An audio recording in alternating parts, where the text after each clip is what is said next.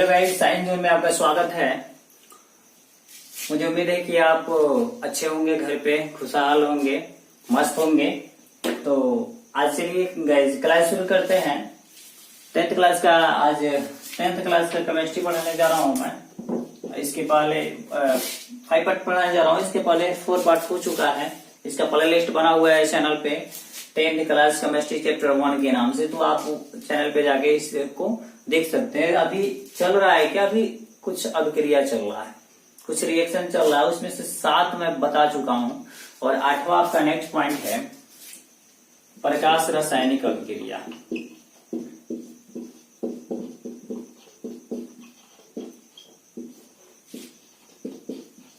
प्रकाश रासायनिक अभिक्रिया next point आपका है प्रकाश रासायनिक अभिक्रिया। तो ये होता क्या है, प्रकाश रासायनिक अभिक्रिया नाम से ही पता चलेगा। प्रकाश रासायनिक अभिक्रिया, जब प्रकाश रहेगा तब प्रकाश की उपस्थिति में जो अभिक्रिया होता है उसको प्रकाश रासायनिक अभिक्रिया कहा जाता है। तो इसका डेफिनेशन होता है वह अभिक्रिया जो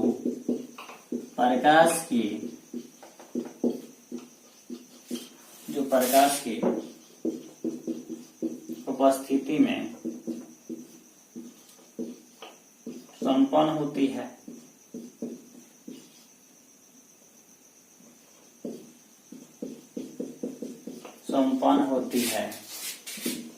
प्रकाश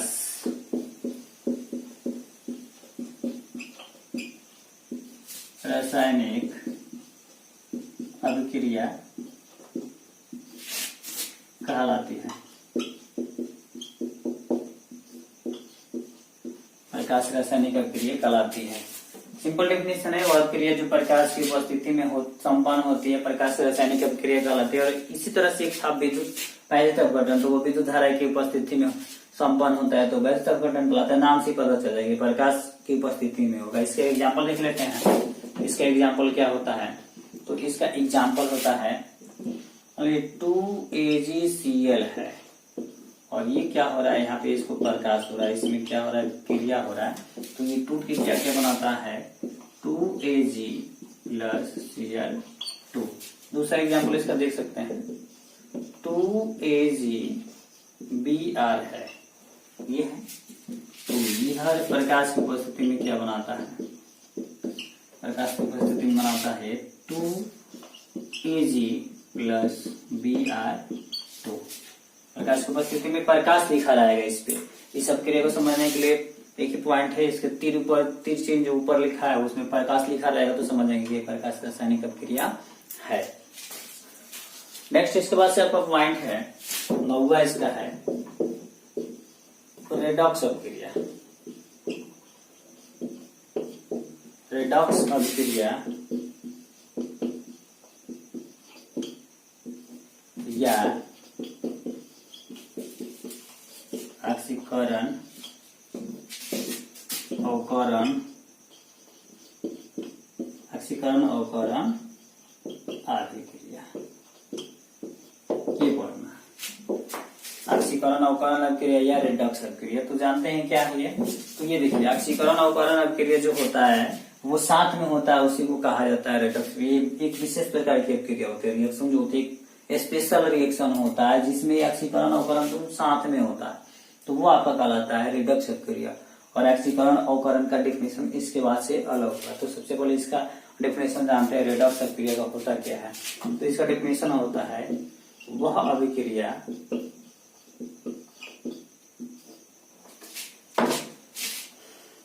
जो विशेष अभिक्रिया होता है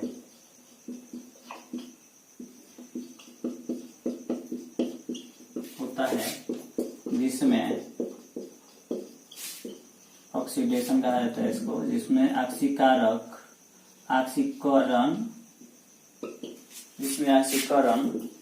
और अवकरण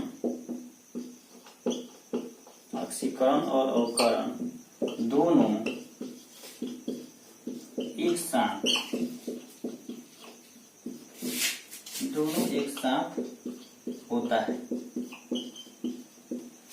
साथ होता है। इससे ये रेडॉक्स, इसे ही रेडॉक्स अभिक्रिया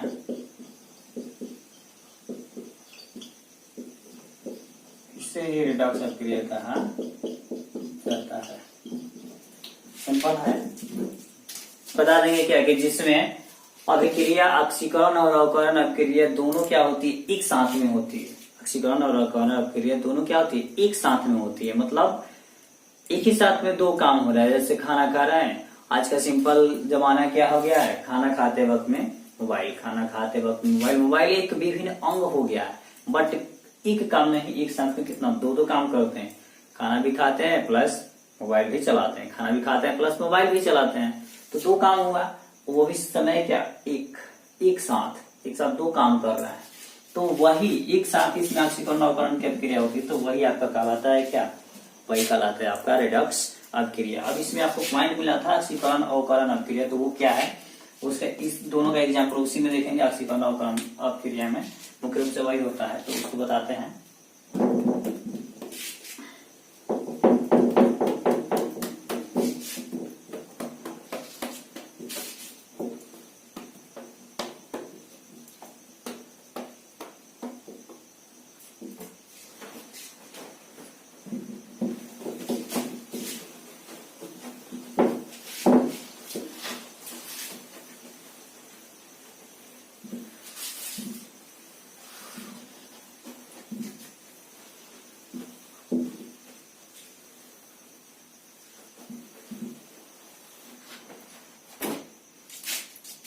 इसमें नेक्स्ट पॉइंट है आपका,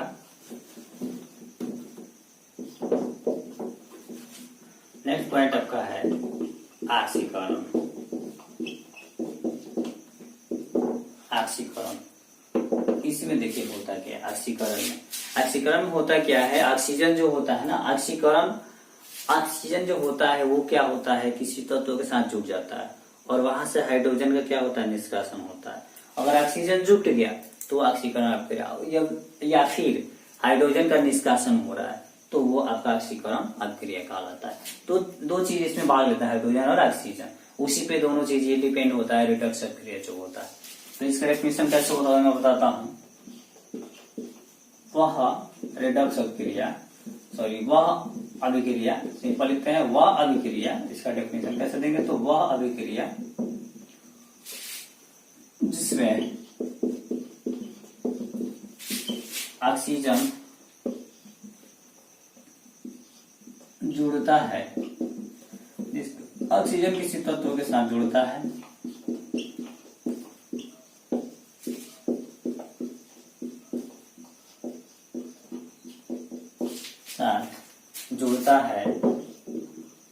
या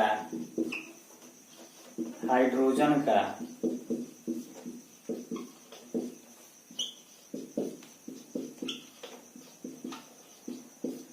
निष्कासन होता है।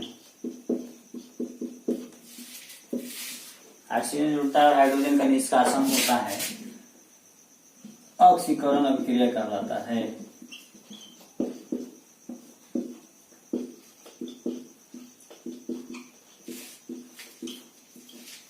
ऑक्सीकरण अभिक्रिया कहलाता है।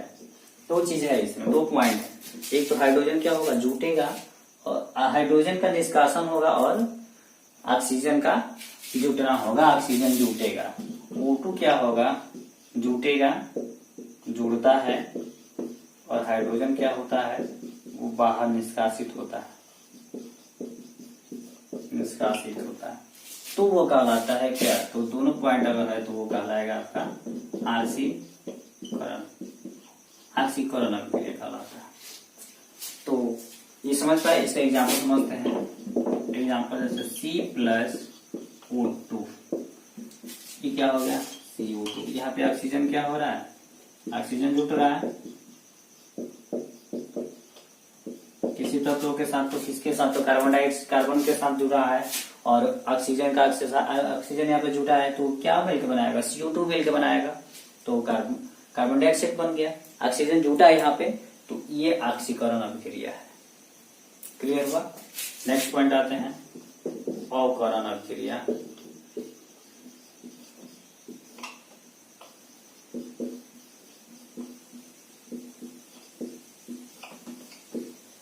नेक्स्ट आते हैं अवकरण अभिक्रिया। अवकरण अभिक्रिया है। अवकरण अभिक्रिया क्या होता है, देखिए उसका अपोजिट होता है। वह अभिक्रिया, इसका डेफिनेशन होता है वह अभिक्रिया जिसमें हाइड्रोजन जुटता है और हाइड्रोजन जुटता है और ऑक्सीजन निष्कासित होता है।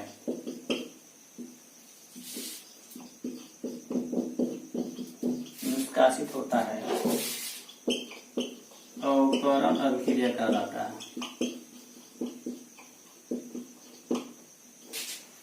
अवकरण अभिक्रिया कहलाता है। देखिए इसमें क्या होगा, इसमें हाइड्रोजन जुटेगा और ऑक्सीजन निष्कासित होगा। हाइड्रोजन जुटेगा और ऑक्सीजन निष्कासित होगा। हाइड्रोजन जुट जाएगा, ऑक्सीजन बाहर निकल जाएगा, तो वो आपका कहलाता है क्या, वो आपका कहलाता है अवकरण। एग्जाम्पल में ले लेते हैं। इसमें एजी में 2H2 प्लस 2H2 प्लस 4 इधर मिलके बनाता है आपका, फोटो मान लीजिए 2H2 ये बनाता है। यहाँ पे क्या हुआ, हाइड्रोजन जुटा। हाइड्रोजन का इसको उल्टा भी कर सकते थे, O2 प्लस 2H2 ये भी हो सकता था और ये मिलके आपको बनाता है 2H2। तो यहाँ पे क्या हो रहा है, हाइड्रोजन जुट रहा है, जुट रहा है हाइड्रोजन जुट रहा है और ऑक्सीजन यहाँ पे बाहर निकल रहा है। यह बाहर आया है, बाहर निकल रहा है, जल का नहीं मार रहा। तो ये आपका कहलाता है क्या, अवकरण अभिक्रिया। ये आपका अवकरण कहलाता है। और ये आपका जो होता है वो ऑक्सीकरण अभिक्रिया है। छूट गया है, ऑक्सीकरण अभिक्रिया हो गया। ठीक है, इसमें समझ लेंगे कि अभी इसमें उल्टा ये वाला केस क्या हो जाएगा। अब ये वाला केस जो होता है तो इसमें हाइड्रोजन जुड़ेगा और ऑक्सीजन जो होता है वो क्या होगा, निष्कासित होगा।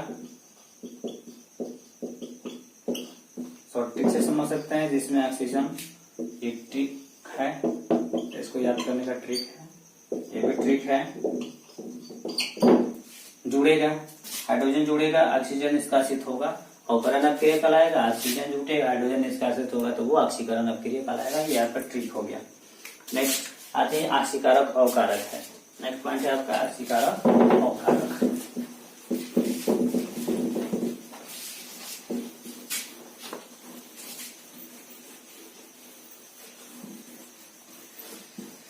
ऑक्सीकारक अवकारक जो होता है वो फिक्स होता है आपका किस पे, तो वो फिक्स होता है सिर्फ ऑक्सीजन पे। तो आइए जान लेते हैं इसको।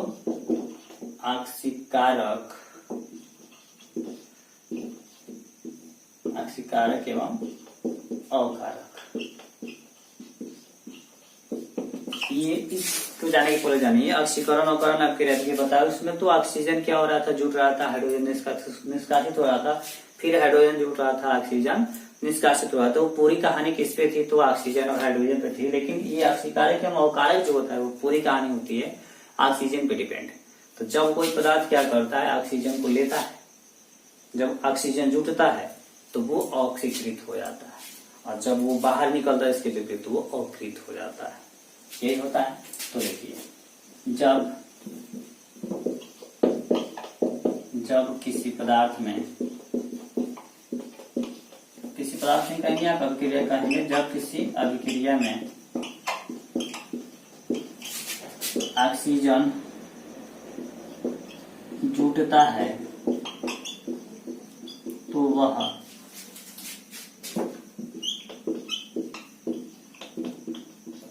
ऑक्सीकृत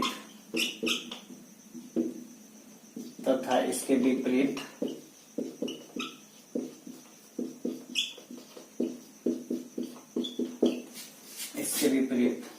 जब ऑक्सीजन निष्कासित होता है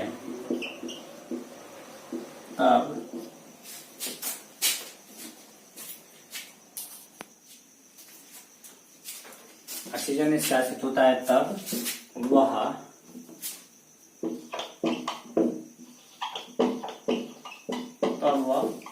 अकृत कहलाता है। क्या है ये? वो पे सारा चीज है।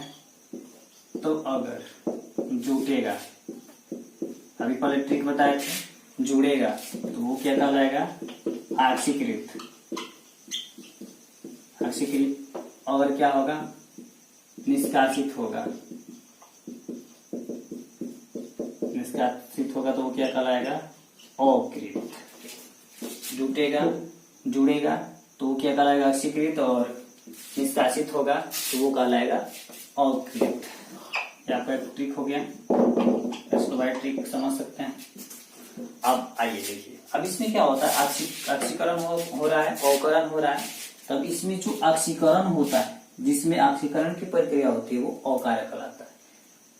जिस पदार्थ में आक्षीकरण की प्रक्रिया होती है वो अकारक कहलाता है। अपोजिट एकदम होता है ये। तथा जिसमें जिस पदार्थ का अवकरण होता है वो आक्षीकारक कहलाता है। एकदम बिल्कुल एक दूसरे से क्या है? अपोजिट होते हैं। तो इसमें एक चीज और होता है, वो क्या होता है?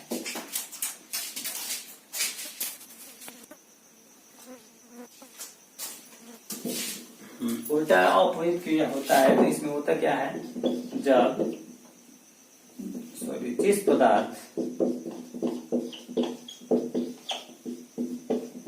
पदार्थ का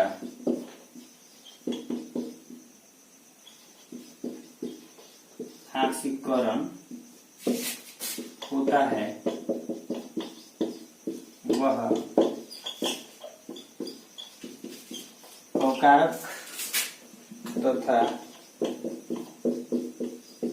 जिस पदार्थ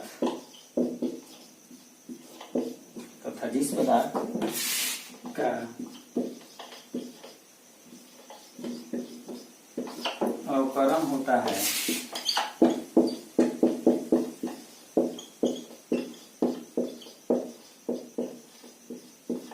वह पदार्थ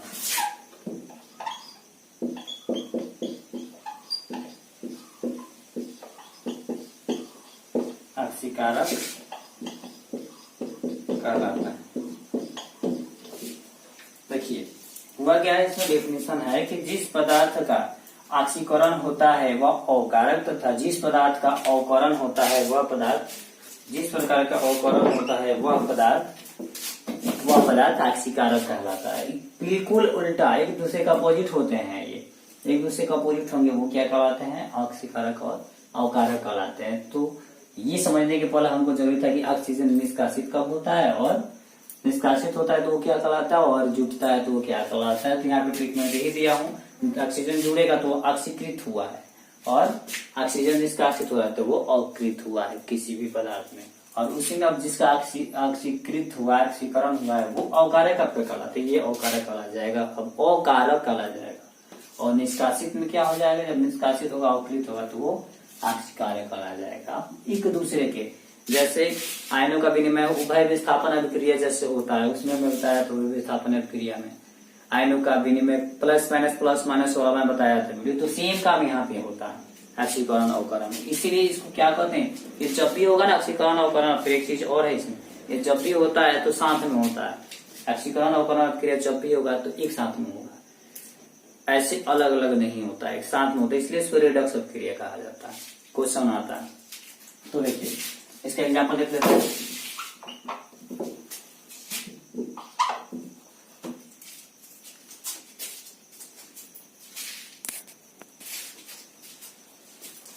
यहाँ पे मैं एग्जाम्पल लिखा हुआ हूँ 2H2O प्लस O2 2H2O। जैसे हम देख लेते हैं यहाँ पे 2H2O है, हाइड्रोजन क्या हो रहा है? मिल रहा है, ऑक्सीजन यहाँ पे जुट रहा है और 2H2O का निर्माण कर रहा है। तो इसमें देख रहे हैं ऑक्सीजन इधर निष्कासित हो रहा है। जैसे यहाँ पे लिखेंगे जिस पदार्थ का ऑक्सीकरण होता है वह अवकारक कहलाता है। तो इसमें अवकारक कौन कहलाएगा? हाइड्रोजन कहलाएगा क्या? अवकारक। और उसके बाद से बोला है कि जिस पदार्थ का अवकरण होता है वह पदार्थ आक्षीकारक कहलाता है। तो हाइड्रोजन यहाँ पे क्या हो जाएगा? हाइड्रोजन यहाँ पे हो जाएगा आक्षीकारक, और ऑक्सीजन क्या हो जाएगा? अवकारक हो जाएगा। क्लियर हुआ बात? उसी तरह से इसमें देखिए ZNO+C, यहाँ पे ऑक्सीजन क्या हो रहा है, जुट रहा है कार्बन से, और इधर क्या हो रहा है, ऑक्सीजन बाहर निष्कासित हो रहा है। तो यहाँ पे देखेंगे अब इसमें ऑक्सीजन और क्या है, कार्बन है, तो ये कैसे पहचानेंगे। तो यहाँ पे Zn जो हो गया आपका, Zn तो क्या हो गया, एक तरफ तो हो गया, ऑक्सीजन से हमको मतलब है, तो Zn और C जो हो गया वो क्या हो जाएगा आपका ऑक्सीकृत, मतलब यहाँ पे जुट रहा है, तो यहाँ पे Zn के साथ में जुट रहा है, तो ये आपका कहला जाएगा अकारक। और यहाँ पे क्या हो रहा है, Zn प्लस निष्कासित हो रहा है, तो ये आपका कहला जाएगा ऑक्सीकारक। ये कंसेप्ट क्लियर हो गया होगा। तो ये कंसेप्ट क्लियर हुआ। नेक्स्ट इसके बाद से नेक्स्ट पॉइंट आपका है, नेक्स्ट पॉइंट पढ़ते हैं ऑक्सीकरण अवकरण के प्रभाव। ऑक्सीकरण अवकरण के प्रभाव, ऑक्सीकरण अवकरण के प्रभाव ये पढ़ेंगे।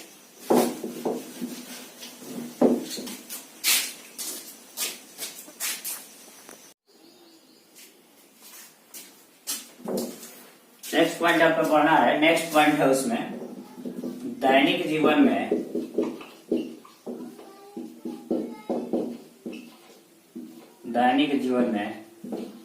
ऑक्सीकरण अवकरण का प्रभाव।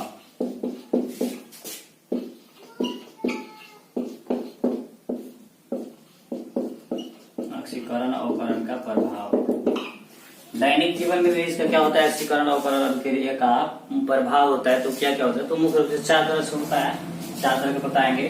पहला होता है भोजन का पचना, दूसरा होता है भोजन का दुर्गंधित होना,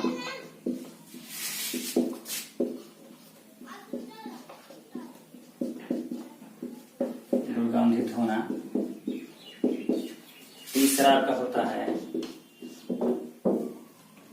संचारण, और चौथा आपका होता है धातु की क्रिया, दहन की क्रिया, दहन की क्रिया। ये 4 चीजें आपकी होती हैं। इसको 4 चीज पे ज्यादा इफेक्ट पड़ता है ऑक्सीकरण अवकरण का। पहला होता है भोजन का पचना, दूसरा होता है पहला भोजन का पचना, दूसरा होता है भोजन का दुर्गंधित होना, तीसरा होता है संचारण, और चौथा होता है आपका दहन की क्रिया। 4 चीजें होती हैं। तो सबको बारी बारी से जानते हैं क्या क्या होता है। सबसे पहले इसको जानते हैं भोजन का पचना। 1 नंबर पॉइंट आपका जो है भोजन का पचना, ये होता कैसे है। तो इससे पहले हम लोग क्या खाते हैं, हम लोग चावल, आलू, ब्रेड, पकौड़े, समोसा, ये जितनी भी चीज होते हैं सब क्या होते हैं, सब में कार्बोहाइड्रेट बहुत ज्यादा मात्रा में मिलता है। और वो हमारे शरीर में क्या होता है, जाता है, जाके मिल के वो पॉलीसेकेराइड बना के ऑक्सीकृत हो जाता है। और जैसे ही वो ऑक्सीकृत होता है, मतलब हमारे शरीर में जो ऑक्सीजन जाके मिल जाता है, ऑक्सीकृत हो जाता है। और ऑक्सीकृत जब हो जाता है तो वहां पे ग्लूकोज का निर्माण होता है, ग्लूकोज का बहुत ज्यादा निर्माण होता है। और फिर वो क्या होता है, हमारे शरीर में जो सेल होता है, जो कोशिका होता है, उससे वो टूट जाता है, उससे अपघटित हो जाता है। अपघटित होने के बाद वो कार्बन डाइऑक्साइड में मुक्त हो जाता है, जल में मुक्त हो जाता है, और ऊर्जा के रूप में वो मुक्त हो जाता है, काफी मात्रा में ऊर्जा के रूप में मुक्त हो जाता है। उस तरह से भोजन के पाचन की प्रक्रिया जो होती है वो संपन्न होती है। तो इसमें लिखते हैं हम लोग भोजन में क्या क्या लेते हैं, हम लोग भोजन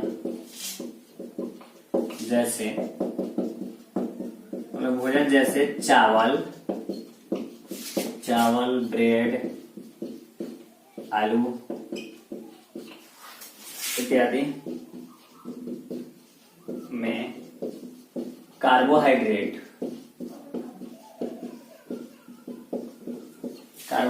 पाया जाता है। हम लोग के भोजन जैसे चावल, ब्रेड, आलू, कार्बोहाइड्रेट पाया जाता है जो पाचन की क्रिया में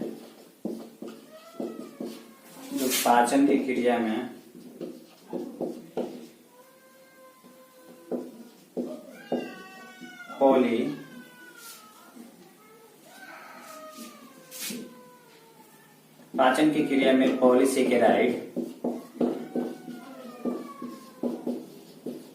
पाचन की क्रिया में पॉलीसेकेराइड में अपघटित होकर, अपघटित मतलब टूटना होता है, अपघटित होकर ग्लूकोज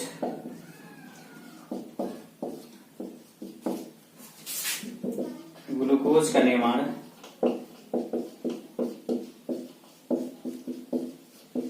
ग्लूकोज का निर्माण करते हैं, ग्लूकोज का निर्माण करते हैं और फिर ये शरीर कोशिका में, शरीर की कोशिका से या शरीर कोशिका में ऑक्सीजन से मिल जाते हैं, मिलकर ऑक्सीकृत हो जाते हैं, ऑक्सीकृत हो जाते हैं,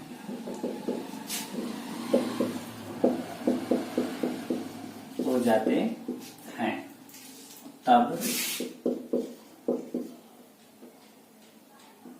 बहुत ज्यादा मात्रा में, बहुत ज्यादा मात्रा में, तब बहुत ज्यादा मात्रा में ऊर्जा, जल एवं कार्बन डाइऑक्साइड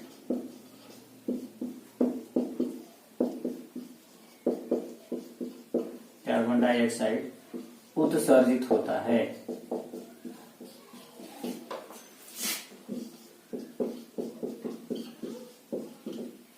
सर्जित होता है।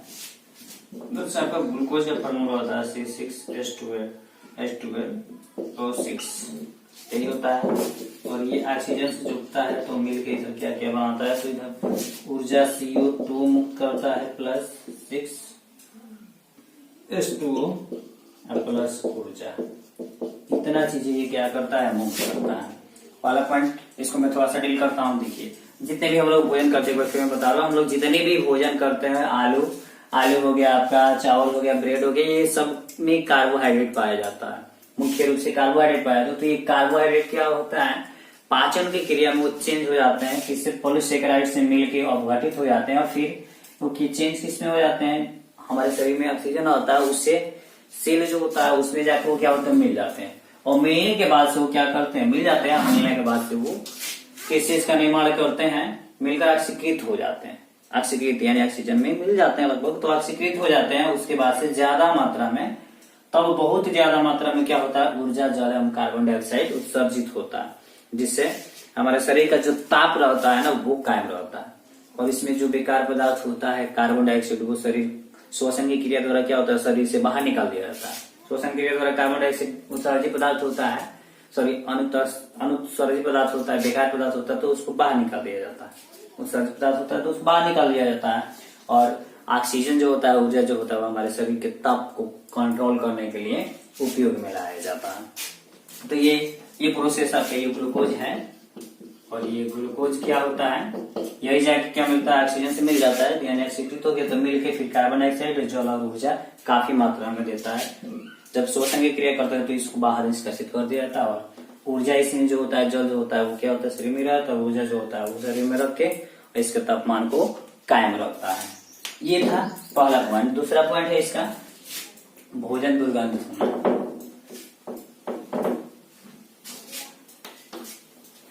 तो आप देखे होंगे, भोजन एक ऐसी चीज है मनुष्य के लिए, भोजन एक ऐसी चीज है, ऐसी जरूरत है मनुष्य के लिए। भोजन जो होता है, काफी भोजन पे ही सारे जीव जो है डिपेंड हैं।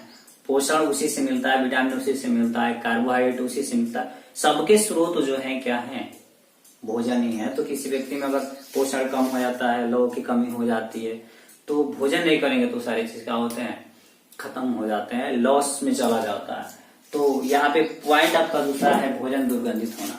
और हमको भोजन कब अच्छा लगता है, भोजन कब अच्छा लगता है, जब ताजा भोजन हो। तो डॉक्टर भी सलाह देते हैं कि ताजा भोजन बराबर खाना चाहिए। और वो भी ये हम लोग का जीभ जो है ना, स्वाद जो है ना, ये तीखा थोड़ा सा सोचता है कि तीखा चीज में तीखा इसको चाहिए स्वाद के लिए।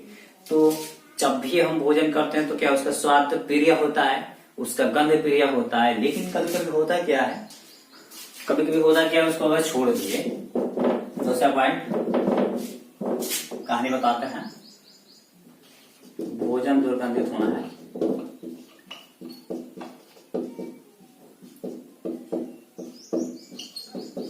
कभी कभी होता क्या है, जब भोजन को हम लोग खुले स्थान में छोड़ देते हैं, ऑक्सीजन की उपस्थिति में छोड़ देते हैं, तो भोजन में तो वसा फिर कार्बोहाइड्रेट पाया जाता है बहुत ज्यादा मात्रा में। तो वो क्या होता है, वातावरण के जो ऑक्सीजन होता है उसे मिल जाता है, और मिलने के बाद से क्या होता है, मिल जाता है और ऑक्सीकृत हो जाता है। तो ऑक्सीकृत जैसे ही होता है वो क्या होता है, भोजन दुर्गंधित हो जाता है और उसका स्वाद जो होता है अप्रिय हो जाता है, जिसको हम लोग कहते हैं बासी भोजन, जिसको बासी भोजन कहा जाता है। तो उसको खुला स्थान में अगर छोड़ देते हैं तब वही क्या कहलाता है, वो बासी भोजन कहलाता है। उसमें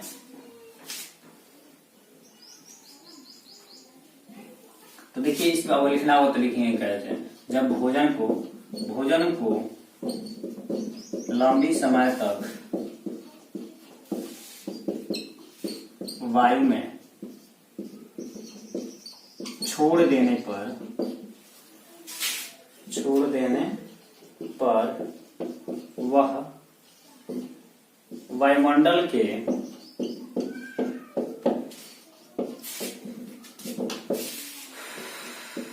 ऑक्सीजन से ऑक्सीकृत हो जाता है, ऑक्सीकृत हो जाता है, ऑक्सीजन से ऑक्सीकृत हो जाता है, ऑक्सीकृत हो जाता है, जिससे ऑक्सीकृत हो जाता है और इसकी हो जाता है और इसकी गंध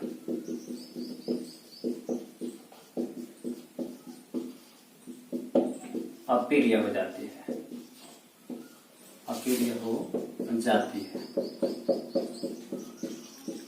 प्रिय का मतलब पसंद नहीं, नापसंद, अप्रिय हो जाती है, जिसे बासी भोजन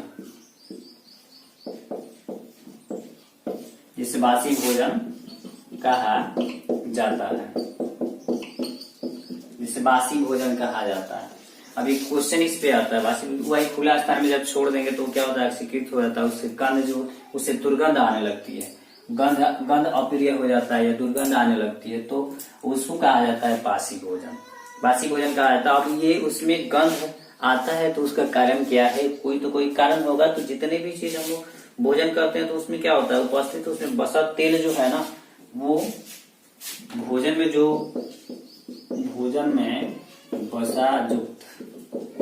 वसा युक्त या तेल क्या होते हैं, ये वातावरण में जब खुले स्थान में मिल जाते हैं ना, वातावरण या वायु में क्या होते हैं, वो मिल जाते हैं, वातावरण या वायु में मिल जाते हैं।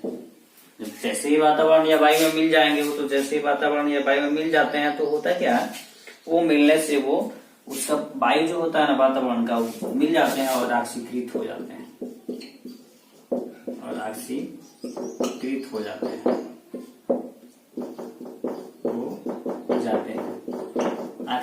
जाते हैं। इसी वजह से क्या होता है, भोजन में गंध आने लगता है, भोजन अप्रिय हो जाता है। इसको दूर कर सकते हैं, इसका 3-4 उपाय है, इसको दूर कैसे किया जा सकता है तो उसको मैं बता रहा हूं।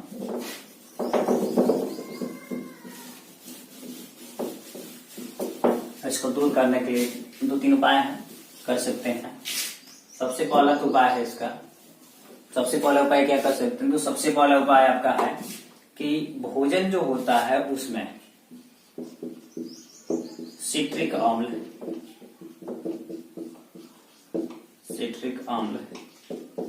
मिला देते हैं। और ये पाया किसमें जाता है, सिट्रिक अम्ल मिला देंगे। अगर कोई भोजन खराब हुआ उसमें सिट्रिक अम्ल का व्यवस्था करेंगे, सिट्रिक अम्ल मिला देंगे तो सिट्रिक अम्ल पाया क्या जाता है, तो नींबू में पाया जाता है, मिला देते हैं तो इससे भोजन क्या होता है, भोजन सुरक्षित हो जाता है, तो इसलिए इसे सिट्रिक अम्ल को इसलिए इसे एंटी ऑक्सीड, एंटीऑक्सीड कहा जाता है, एंटीऑक्सीड कहा जाता है। ये चीज कर सकते हैं, पहला पॉइंट है। दूसरा पॉइंट क्या कर सकते हैं, भोजन जो है उसको क्या करते हैं, फ्रिज में रख के उसको ऑक्सीकृत कर सकते हैं। भोजन को रेफ्रिजरेटर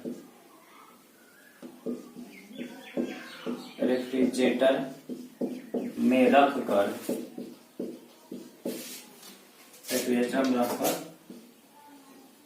भोजन स्वच्छ किया जा सकता है।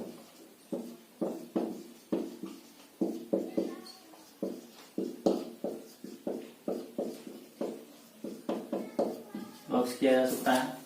फिर तीसरा पॉइंट आपका होता है, भोजन को वायुरोध, मतलब वायु, जिसमें वायु क्या करे, प्रवेश ना करे, वायुरोध बर्तनों में रख सकते हैं। रखने से भोजन सुरक्षित हो सकता है।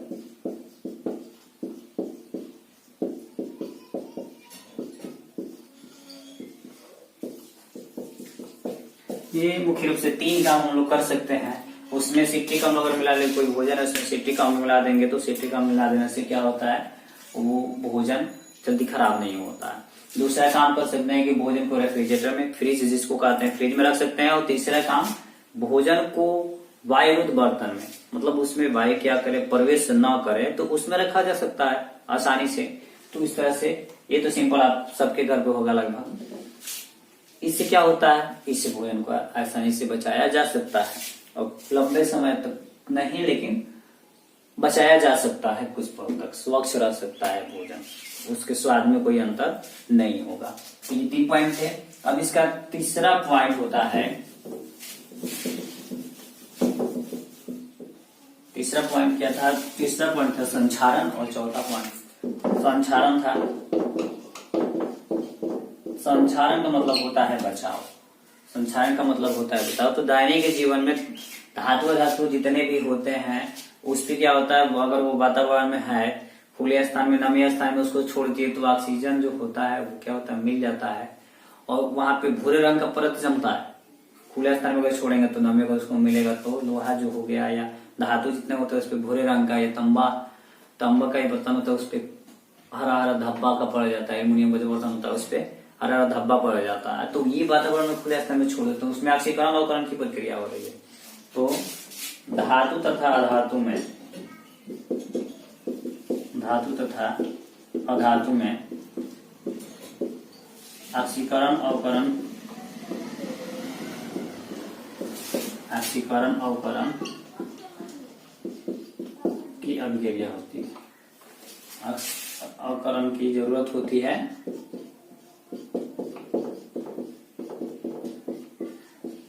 ये हो गया। अब चौथा पॉइंट आपका होता है दहन।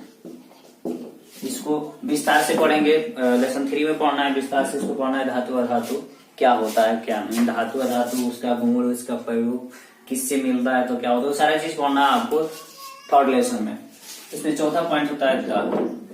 ये देखिए दहन क्या है, जित पॉइंट में नहीं बताऊंगा क्योंकि ऑक्सीकरण होता है, दहन नेक्स्ट पार्ट में देखेंगे। दहन है इसमें, तो दहन का डेफिनेशन नहीं बताएंगे, नेक्स्ट में बताएंगे। दहन, इसमें ऑक्सीकरण, दहन में भी ऑक्सीकरण अवकरण का उपयोग होता है। तो दहन में जैसे कोई चीज क्या होता है, जलता है, कोई चीज जला रहे हैं, देख रहे हैं कि कोई चीज जल रहा है, तो उसमें दहन की, जल रहा है, जैसे कागज हो गया, जलावन के रूप में हम लोग लकड़ी का उपयोग करते हैं, कोयला का उपयोग करते हैं। तो ये जितने हैं सब में ऑक्सीकरण अवकरण का उपयोग होता है। तो सिंपल में लिख देता हूँ यहाँ पे, ज्वलन के लिए, ज्वलन के लिए ऑक्सीकरण अवकरण, ज्वलन के लिए ऑक्सीकरण अवकरण,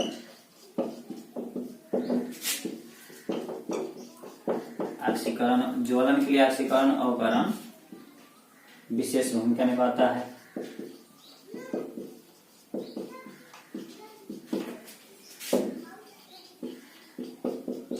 विशेष भूमिका निभाता है। ये कैसे, अगर ऑक्सीजन नहीं रहेगा तो कोई वस्तु जलेगी, नहीं जलेगी, नहीं जलती है। तो इसी में ऑक्सीकरण अवकरण की विशेष भूमिका होती है। 4 पॉइंट ये आपके थे, ऑक्सीकरण अवकरण के प्रकार दैनिक जीवन में। सबसे पहले भोजन का पचना, उसमें इसका उपयोग होता है ऑक्सीकरण अवकरण का। फिर दूसरा भोजन का दुर्गंधित होना, उसमें भी होता है। तीसरा संचारण है और चौथा पॉइंट आपका है ज्वलन के लिए ऑक्सीकरण अवकरण की विशेष भूमिका होती है। ये 4 पॉइंट आपका था ऑक्सीकरण का प्रभाव दैनिक जीवन में। अब नेक्स्ट पॉइंट आपका जो है वो है दहन।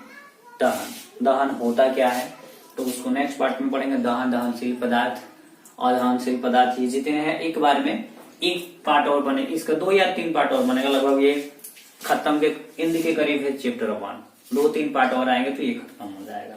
तो अगर ये सेशन आपको अच्छा लगा है तो वीडियो को लाइक करें, कमेंट करें, शेयर करें और चैनल को सब्सक्राइब करें। थैंक्स।